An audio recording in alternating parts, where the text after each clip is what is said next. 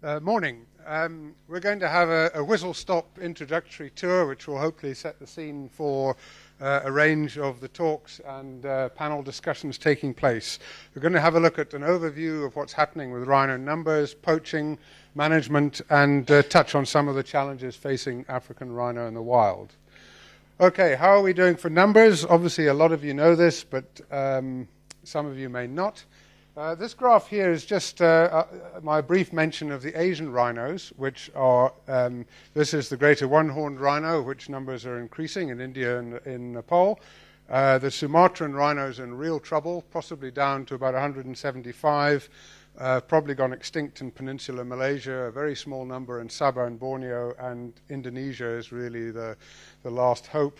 And then we have the Javan rhino that recently lost one of the two subspecies in Vietnam, and there's now only one population left with about 35 to 45. Whereas the black and white rhino, you can see, are much more numerous. In terms of the history of the black rhino, there was a precipitous decline shown by the blue line here, which showed that it was almost a 98% decline from 1960 to 1995 through poaching. Now what I've done here, because this part of the graph is a bit flat, I've blown it up with this axis here in red. And you can see that what happened when we reached about 1992 was the time that the crash in black rhino numbers started to bottom out. And for a couple of years, we had continued increases in Namibia and South Africa that cancelled out continuing declines elsewhere. But from numbers bottoming out at 2,410 approximately in 1995, every time we've compiled the continental statistics, the numbers have increased. And the good news was that as of the beginning of 2001, there were an estimated 4,880 black rhinos in Africa. So numbers had doubled from their low, which is encouraging. But we've lost, over the period, the western black rhino has gone in Cameroon, and that's just a victim of neglect and lack of political will. The blame can lay fair and square with the country that couldn't be bothered. Then this graph here shows the history of southern white rhino. A lot of you have been heavily involved with this over the years. Some of you dating back some time from the start when there were only possibly 20 to 50 left in the Umfolozi area of what's now Shishlu Umfolozi Park.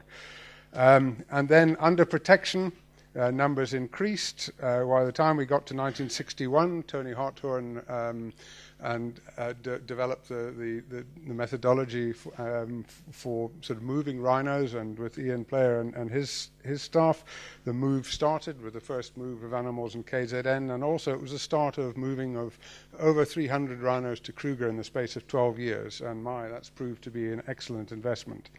Then around this orange arrow was when sport hunting started of southern white rhino. This is when white rhino were put in Appendix 1 at CITES.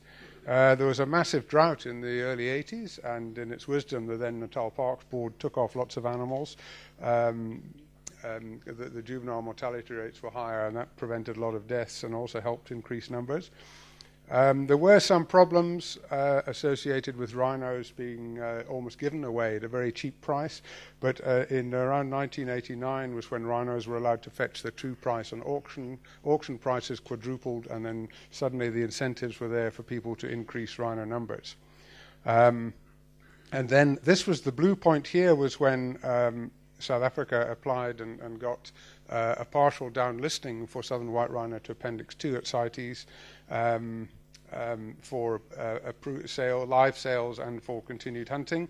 Swaziland did the same here, and it's really only up here that we start to hit major problems with poaching. The situation was the opposite, sadly, for the northern white rhino. When I was born, there were more northern whites than southern whites, and the last confirmed population was wiped out in Garamba National Park with poachers from northern Sudan. There's rumors of possibly maybe one or two surviving in southern Sudan, but they need to be confirmed. And the only ones that are confirmed are the last 4 potentially breeding animals that were in Devur Kralava Zoo that have been taken to an area in Kenya. But they're interbred, so the only hope is to perhaps try and intercross them and hope we can at least conserve some adaptive northern genes. What about the distribution of rhino? There's 4 countries, which that's South Africa, Namibia, Kenya, and Zimbabwe, and together those 4 countries conserve 98 and 96% of Africa's white and black rhino. So they're really the big players in the game, and you can see here that South Africa is an especially big player in the game, conserving 93% of Africa's white rhino and 83% of the black rhino. The rest of Africa, 5 and 7 countries, conserving smaller numbers. One aspect of white rhino conservation has been the role of the private sector. It's also played a role in black rhino conservation. It hasn't been without problems, but numbers, this is showing the results of surveys of private land on South Africa. There's a survey I'll undergo at the moment, and the indications are that numbers will still increase. And we're looking at a situation now where almost a quarter of Africa's rhinos are actually privately owned. In the black rhino case, things are slightly different, that about a quarter of the animals are under some form of a custodianship model. Either the animals are owned by the state, and in South Africa there's the KZN Wildlife WWF Black Rhino Range Expansion Project as well. The South African private sector now probably conserves more white rhino than there are black and white rhino in the rest of the continent. So it's a significant role. Okay, just in terms of setting the scene, one of the other major countries that's had some problems recently has been Zimbabwe.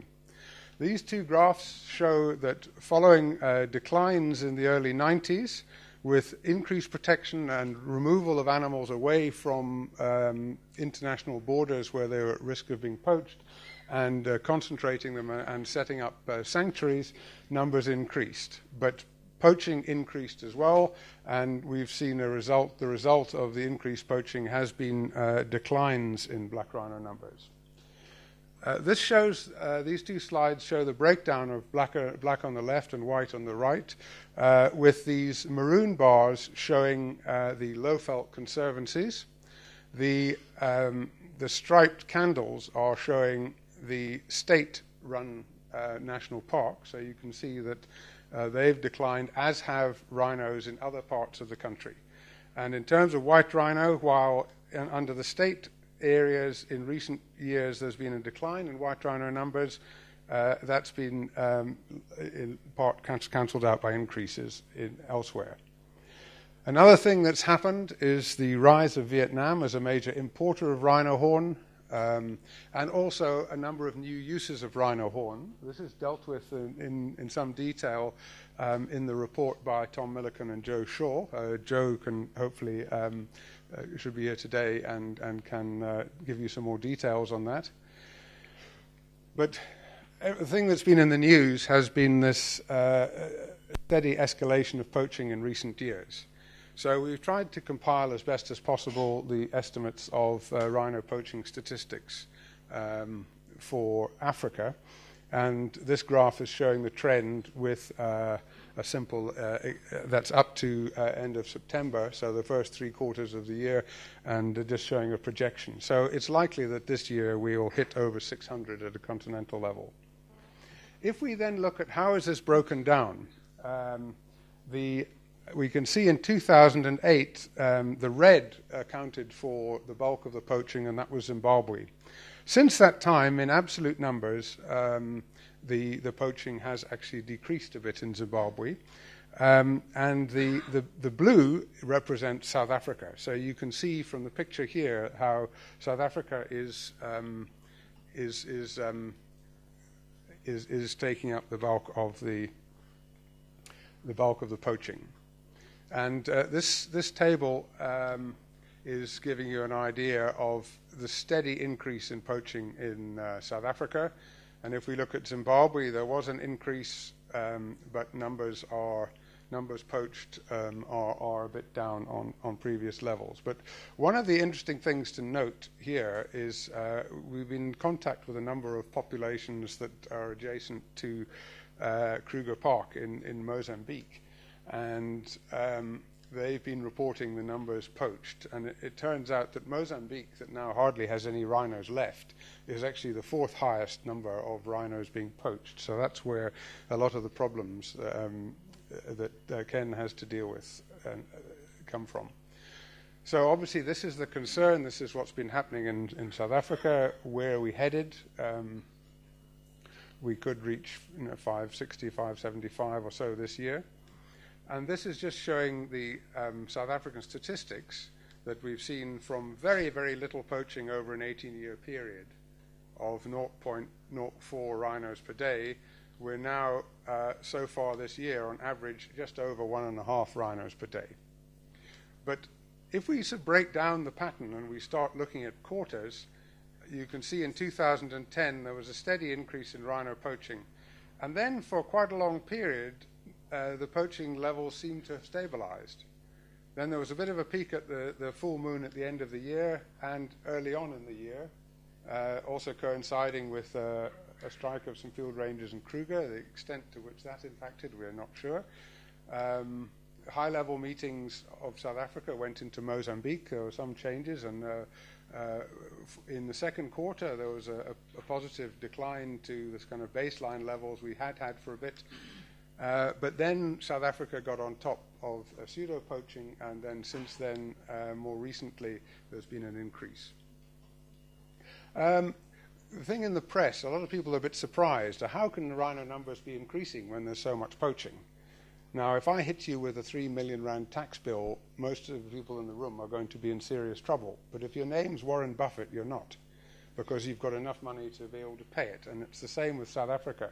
At the start of 2001, there were about just under 21,000. And over a 19-year period, the average net growth for blacks and whites was just under 7%, which would have meant you'd have expected just under 1,500 rhinos to come in to grow. So the actual poaching levels in context is smaller.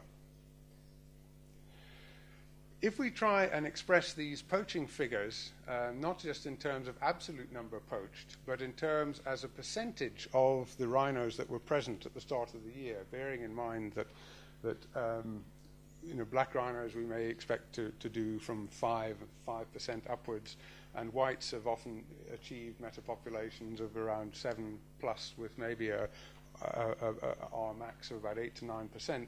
We can see that South Africa and Kenya have got poaching at around about similar levels of between sort of 2.5%. So those levels are below the potential rate of increase for the population, so that's why numbers are continuing to grow. But Zimbabwe, we can see, although absolute terms it's a smaller amount, as a percentage it's 6%. And in one particular population, over a year period, the estimated numbers declined from 40 to 7. So if we took those additional and assumed they were poaching, the poaching level would increase to almost 8 or something %, which explains why the levels of poaching are at a level that are still depressing population. But if we look at Mozambique, we have a situation that now it's almost 200% or something is the figure, and the reason for that is animals are coming across from Kruger and being poached, and people on the Mozambique side are, where possible, trying to chase them back in. So from a poaching, current levels of poaching are currently sustainable. The rate of escalation is slowing, but if it continues to increase, eventually we'll reach the point that numbers start to decline. And there have been significant consequences in terms of the market capitalization of white rhinos has been significantly reduced in South Africa, wiping out over R500 million worth of the asset value. And if we look at the white rhino live sale turnover by SANParks, KZN Wildlife, and Flesh Central over a 4-year period, that was equivalent to just under $250 million. And we're having a situation where we're having reduced numbers being sold by, for example, Kruger Park. So we also have a situation with the costs of security have gone up, the risks have gone up, and the incentives have gone down. So we have a very worrying situation of people starting to unbundle. And there's a need to find greater incentives for the private sector and for communities. In terms of pseudo-hunting, there was a major problem with Vietnamese citizens hunting over 400 rhinos over the last 9 years. And also, there have been only 1 out of 4 legally exported rhino horns actually been declared when it's come into Vietnam, so there's been problems. The South African government and authorities had a number of initiatives, such as one hunt per hunter per year. The criminals got round that by getting Thai prostitutes to sign up as hunters. There was also increase in applications from the Czech Republic and Poland, with Vietnamese officials trying to encourage that. There's been limited hunting from other Southeast Asian countries, but there's been a major crackdown in February, April this year from South Africa with a number of initiatives such as not issuing export permits to Vietnamese citizens and new norms and standards that require a CV for hunting that show your bona fides, and that also now make it mandatory for a law enforcement official to be present at hunts. And this shows some data that we've got from the Department of Environmental Affairs, which shows that the massive decline in hunting applications this year since these initiatives were put into place. Applications are down 60%, and since they were put in place, there hasn't been a permit application from a Southeast Asian since then. Some of you will be aware Kenya has put forward a proposal to CITES to have a zero quota for rhino hunting for South Africa until at least COP 18. Due to concerns about the past significant leakage of horns onto the illegal market. And obviously, if this proposal were to be approved, it would reduce further revenue and incentives for rhino conservation in South Africa. In terms of rhino protection, some of the key components in any strategy, these will be dealt with by other speakers later, but it's really a multifaceted approach. Biological management is important. This is just showing, if you start with 1,000 rhinos, how with different growth rates, how numbers will increase. And this is also showing how with no poaching, you apply different growth rates to a number.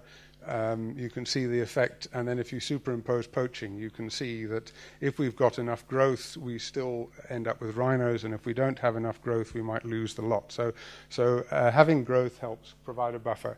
Monitoring is also key to help give us informed information, and also there's strategic plans, but they're only as good as their implementation. And then just to finish off, to highlight some of the aspects, recently there was a motion at the World Conservation Congress in Jeju, which some of you in the room were at. It's encouraging range states to do a lot of the basics in the plans. I won't go into the details here. But one thing about this motion was it also recognized the important role that commercial wildlife enterprises have played in providing incentives for conservation and to help stimulate the increase in numbers of rhinos. And it also recognizes the need to secure significant assistance to be able to help countries fight this scourge of poaching.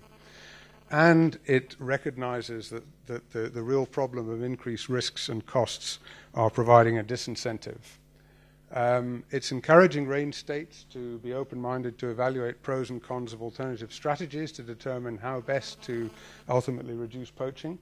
And it also calls for the implicated states in trade to work more closely with range states. Another whole series of recommendations related to what can be done to try and improve conservation, that will be dealt with later. And it's also trying to look at trying to create an enabling policy environment, which also includes trying to increase local community involvement in rhino conservation. Some of the basics to do with monitoring and reporting. So to summarize, the key challenges that we should be confronting today is how can we reduce this escalating poaching given the very high black market prices and illegal demand. We've got inadequate penalties in Mozambique where rhino crimes are seen as misdemeanors. There is talk about having an 8-year jail term, but as yet I'm informed, Ken can correct me if I'm wrong, that the Council of Ministers has not yet approved that, so that's a big problem. Vietnam is currently a big problem. And how can we increase or at least maintain incentives to expand range and numbers of rhino in South Africa, given the concern that some private owners are looking to get rid of their rhino? Do we have enough skilled manpower, equipment, and funding? Well, in certain cases, that's not the case. I know of one investigator in one province who's been told he hasn't got any more fuel to drive his car, and there's no money for his cell phone. Another investigator worked out, well, perhaps I'm doing enough work for 9 people. So there's room for certainly additional staff. And then how can we sustainably fund the increased efforts that are going to be required? And I'm sure through the course of the day we'll try and address these issues. Thank you.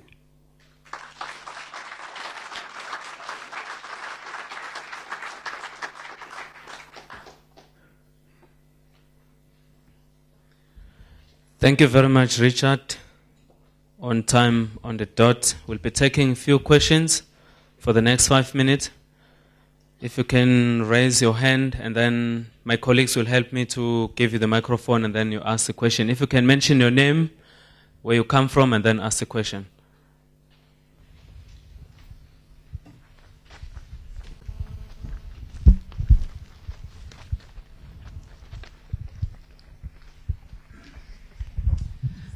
Good morning. My name is Clara Bacchino. I'm working at the University of Pretoria as the head GLTFCI network coordinator. One is a comment and the other one is a question. Briefly on what you mentioned about Mozambique, you're right. They're trying to actually align their policies on environmental crimes to the region and particularly to South Africa because they recognize this problem with rhino. And in general, with wildlife poaching, it hasn't been signed yet, but there is a general bigger picture, which is that there is no differentiation between poaching and general environmental crimes at all, which is probably something that needs to be tackled at the higher level. But the question is actually regarding your stats on the escalation of wildlife poaching, and particularly rhino poaching. And I was thinking, because I'm a social scientist, has any investigation been done on what has driven the surge in demand from the east, and particularly in Vietnam? Because if you're seeing a problem with the poaching in this part of the world, then perhaps it'd be worthwhile investigating what happens there and what is driving this increase in demand. Thank you. Certainly I think in terms of new uses, we have Joe Shaw at the back of the room. So I would imagine Joe will be addressing, are you Joe, addressing some of those issues? In terms of the new uses in Vietnam. And I did show the front cover of the detailed report by Tom Milliken and Joe Shaw, which gives a lot more detail of the new uses of rhino horn in Vietnam. But I think Joe will cover that. In terms of Mozambique, obviously corruption is also an additional problem. Where people are being arrested and very quickly firearms that have been confiscated are back on the circuit, and provided as long as rhino poaching remains a misdemeanor, people can pay a small fine and then they're free to go. So that's something that urgently needs to be addressed.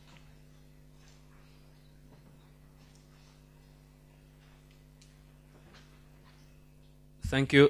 Another question? If you can help me with the microphone over my brother over there, and then over to you, sir. Gentleman over there. Thank you. My name is Lucky Marco from Tshwane University of Technology. I'm not sure if this question has been already asked because I've just arrived now. I just want to find out, now that we realize that life is lost here, almost many rhinos have been killed. Why don't we go through the precautionary measures of simple, straightforward, allowing the government, all the governments to legalize this poaching so that we can keep the rhinos? Because what I've just realized is when we got it from reliable sources, it said that the horn that they normally take out of the rhino, sometimes if it's taken out legally, properly, it can still grow out in the long run, just like nails from human beings.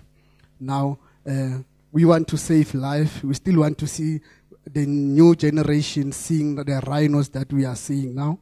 So now that we have realized that they have been killed, irrespective of there are certain laws and rules that are put into place, but the fact remains is the killers are carrying on and on and on. So why don't they come up with this thing of just legalizing them so that in the end we know that at least life is saved, not the horn. Okay. In terms of that, when you mean sort of legalized poaching, you mean a form of legalized trade.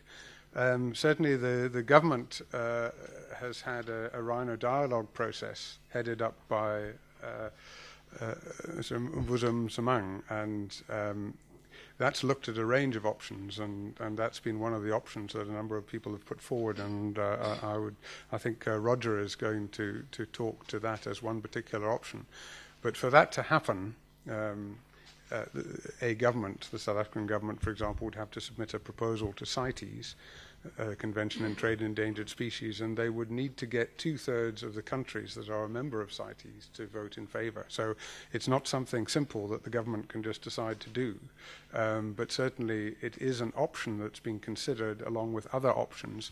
And you are right that a rhino that's been properly dehorned, leaving enough horn behind, the horn can continue to grow. So it is potentially possible to provide horn without having to kill rhinos. Thank you very much. If I can squeeze you, sir, quickly.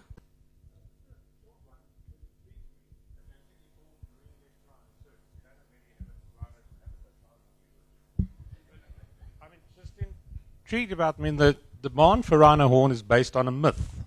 There's no medicinal value, anything like that in the whole thing. Now, if you want to legalize the trade, which potentially could generate a lot of money in very significant quarters, you are dependent on the maintenance of that myth. Now, is there some sort of ethical problem there? Well, for a start, if I was a senior Chinese delegate here, I would be furious because my traditional medicine practitioners would tell me that they believe it's a seriously good medicine. We have a similar thing in the West, where people spend millions of money on homeopathy, something that might not even have a molecule of active ingredient. But yet that somehow is acceptable in our culture. Well, it's not to me, but it is to a number of people who will waste money on it. It's also incorrect to say that there's no use. There have been limited numbers of clinical trials, and one of them did show a statistically significant fever-reducing property, albeit at a much higher dosage than humans would normally take.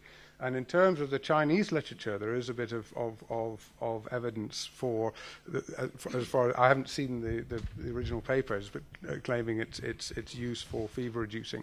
But the thing that Joe will explain to us is that some of the problems we're facing now is not so much the traditional uses, but it's a whole range of other new uses, such as a tonic to take while drinking and so on. But I don't want to take Joe's talk, so she'll explain.